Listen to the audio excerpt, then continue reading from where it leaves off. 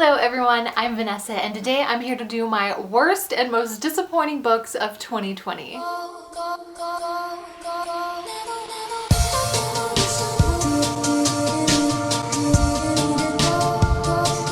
So obviously it is that time of year. I have my worst books of 2020 today, and then tomorrow I'm gonna upload my best books, like a little double feature.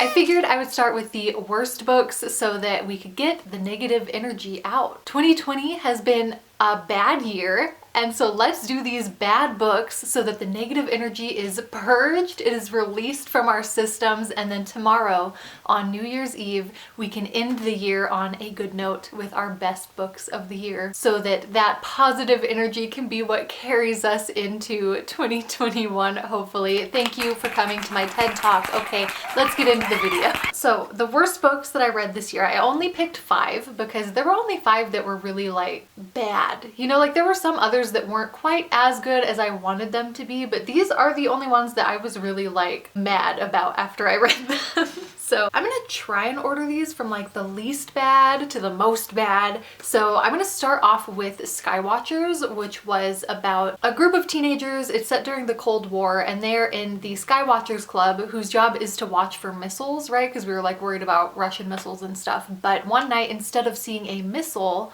they see a UFO and it ends up being like an alien thing. They disappear for a little bit and then they start coming back like one by one, but they have no memory and they're trying to figure out what happened and everything.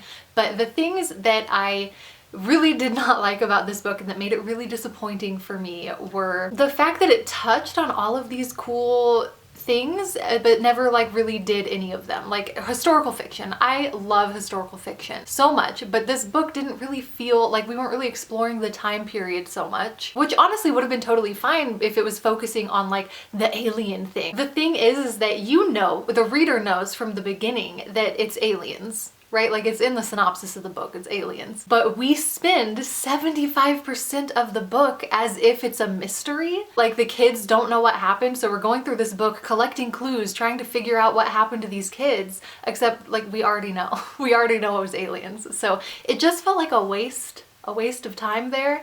And then when the alien stuff does come, it's not really like the, again, that historical fiction aesthetic that I was hoping for. Like Cold War aliens is a very specific aesthetic and I'm into it. But the aliens that we actually got at the end of this book, it kind of felt like a sci-fi channel movie. Like we got transported into like a knockoff Star Wars for a little bit. I don't know, it was kind of weird. I think that it was a good book. I think that a lot of people would really enjoy it. It's just that I personally was hoping for these things out of it and it didn't deliver on any of them for me. So it was quite disappointing for me to read. But again, it wasn't like a horrible book. So I do still think that people would enjoy it and I wouldn't be against like recommending it to people. The next book that I want to talk about, I think I'm making up the order as I go. I'll talk about The Windup Girl next by Paolo Bacigalupi. This is a book that I had to read for school, and the reason that I was so excited for it was because it's like a dystopian sci-fi novel and I was reading it for an English like a 400 level English literature class, which is just unheard of and it's really exciting. I mean, how many times have I read Hamlet for school? I don't freaking know. Do we ever get to read dystopian sci-fi? Never. I was so excited. Like that is so fun and I was like, wow, this is the best thing ever. But then we read the book and it was not very fun at all. I don't know if it was just me or if it was just the pressure of knowing that I only had a week to read it for class, but it just wasn't a very good book. Like it was so confusing to me. Everything felt so convoluted, and again, maybe I just have small brain energy over here, but I didn't understand what was going on. It felt like we were diving into all of these like really complex like political mechanisms and stuff like that. Maybe I'm the dumb one, but I really felt like the book didn't make those things like clear or concrete or even interesting enough. Like I was confused and I was bored basically. So I don't know if it was the book or if it was me, but if you do like kind of like complex political sci-fi stuff, this might be for you. I'll try to explain it. I'm gonna do a really bad job because again, I didn't understand what the heck was going on. It's basically set in the future and our energy and food sources are like all mixed up. Instead of like gas or electricity, we're using like calories as energy to like fuel industry and stuff like that. I don't get it. I don't get it. And also there's lots of like biological fruit DNA things going on because there's like plagues that have wiped out the food source, and so now the whole thing is you gotta do food DNA. I don't know, never mind. One of the main point of views you follow is a guy who's there trying to get the fruit DNA from these people because Thailand has great fruit. And you also follow like a factory worker. You follow a couple people from the ministries. There's a trade and an environmental ministry who are like butting heads all the time. You follow some people from there. The one character who I did feel like I was following and understanding her story is Emiko. She's the Windup Girl. She's like a test tube baby, I'm pretty sure is what it means. But they call her a Windup Girl and they treat her as if she's a robot, but she's not a robot. But because of that, her storyline revolves a lot about like the exploitation and the dehumanization and everything that comes with that. So if any of that sounds interesting to you, you might give this book a try. I personally, the reason I'm only putting it as like the second most bad on this list is because, again, I'm not sure if it was just me. Anyways, let's move on to another book. I think I'll talk about As I Descended next because I think that this one could be fun for a lot of people. It just bugged me a lot. I do have a full review for this book, so if you want to hear like more detailed, better things when my thoughts were still fresh when I had just read it, I will leave it linked somewhere. So this is a young adult retelling of Macbeth, and it's set at like this boarding school that's like on an old plantation in the South. Basically, like the kids there are social climbers trying to get this scholarship or some kind of thing, but there's also like ghosts. That's like a really cool premise, and again, I think that some people might really enjoy this. It's just for me, it didn't live up. Oh, it's also queer. Like the main characters are two girls getting together, like the other characters are, I think there's only like one straight character in this entire book. And it's also kind of diverse in other ways. I think there's a disabled character and several of the characters are people of color. But unfortunately, despite all of that cool stuff that it has going on, it just didn't do it for me. I think my main problem was that the ghosts were doing too much for me. The ghosts were too much. Obviously in Macbeth, you have the witches, you have this supernatural element, but it's not scapegoat for the character's actions in Macbeth. Like Macbeth does the things he does because he's following a prophecy, but they're still his choice, right? Like he's fully conscious and aware that he's doing horrible things. This is what makes this story so compelling, is this spiral of like the main character going down this dark path and choosing to go down this dark path. And in this book, the supernatural just kind of took over. Like the ghosts were doing stuff and our Macbeth character never really did anything. She was just kind of like, oh no, there's ghosts and they're killing people. But like, she's not at fault, you know what I mean? And there are so many ghosts. There are so many freaking ghosts. We're just drowning in ghosts. Why are there so many? I didn't even keep track of what was going on. It's a new ghost on every damn page here. So if you just want like a weird, pointless ghost party, I don't know, maybe you'll like it. But it was disappointing to me. It didn't do much for me of the things that I had hoped it would do. It kind of sucked as a Macbeth retelling. Okay, I think the next one I'll talk about is Past Perfect Life. This actually seems kind of harsh that this is the second on the list. What have I done? I don't know. This is how the cookies crumbled. Here we are. To be fair, this book did not have any redeeming qualities for me. You know, like all the other ones I've talked about so far are kind of like, oh, you know, if you like this, then you might still be into it. But this book, okay, it's a YA and it's about a girl who is, you know, just living her life. She's in high school. She lives with her dad. Everything's good. And then one day, boom, she comes to find out she's actually like a missing child who was reported missing years ago, and her whole life is basically a lie. So I know what you're thinking. I know you're thinking it. Wow, that sounds really cool. I know. I thought so too, but no.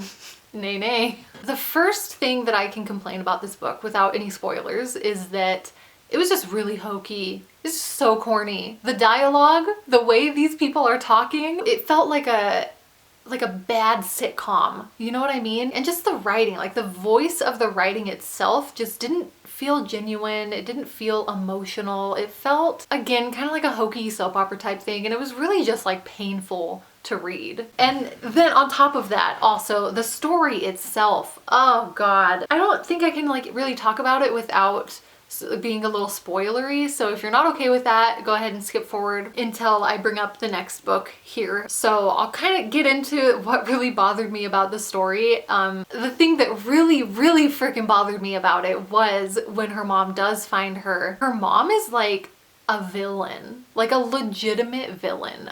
This poor girl is like in her last semester of high school. She's about to graduate. She turns 18 in like 3 weeks or something, and she has a scholarship lined up. She has a boyfriend, her best friend, like all her life is so wonderful here. And her mom just like shows up and is like, I don't give a fuck about any of that, and I don't give a fuck about you. You're coming to live with me in Florida. You're gonna lose your scholarship. You're gonna lose all your friends. I'm gonna destroy everything that you've worked for your entire high school life. She also, like, she goes by a different name now, obviously, and her mom refuses to use her actual name that she goes by. And like, her mom is just mean. Like, she's just a mean lady, and it's not condemned. I understand, because there's probably a lot of complex emotions going on, and obviously this mother has been traumatized by losing her child and everything, but like, I also just hated it.